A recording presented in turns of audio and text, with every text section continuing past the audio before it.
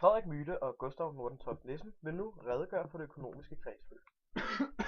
I det økonomiske kredsløb har vi 5 forskellige sektorer. Den første sektor er husholdninger, som består af familier eller enkeltpersoner, som har en husstand. Ovenover har vi den offentlige sektor, som der består af regioner, kommuner og staten.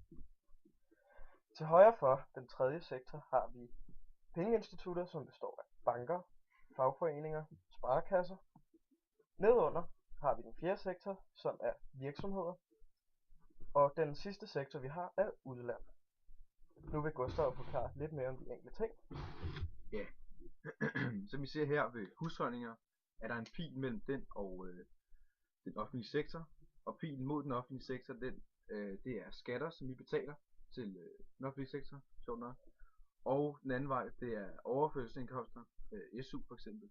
Men det kan også være løn til offentlige ansatte. Og der er sådan en pil hernede fra husholdninger hen til virksomheder, som er for eksempel køb af varer fra virksomheder, butikker. Og den anden vej ser vi for eksempel lønninger, som hvis man er ansat i en virksomhed for eksempel. Og på samme måde så betaler virksomhederne også skat, selskabsskat op til staten her. Og på samme måde så er den offentlige sektor giver støtte til virksomheder osv. Hvis der for eksempel skal oprettes noget nyt, eller de har brug for nogle penge.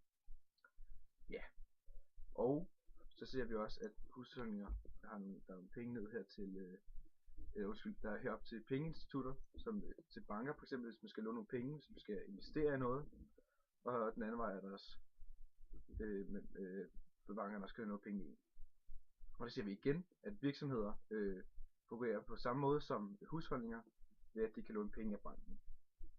Og her nederst har vi udlandet, hvor for eksempel der er en pil mellem husholdninger her, som ligesom kan bestemme, eller som er for eksempel er turisme, eller sådan noget i den stil. Eller handel kan det også være. Og igen er der en pil mellem virksomheder og udlandet, som selvfølgelig er import og eksport af varer. Og hvis alt det her er i balance, så har vi et økonomisk kredsløb, og så er alle glade. Så er der kage. Men hvis at en af de 5 forskellige sektorer slår fejl, at for eksempel staten ikke har nok penge til at kunne give for eksempel SU, så bryder det økonomiske kredsløb sammen. Tak fordi I gad at lytte med. Det var alt. Frederik Myte og Gustav Nordentoft Nissen. Vi ses igen i næste uge.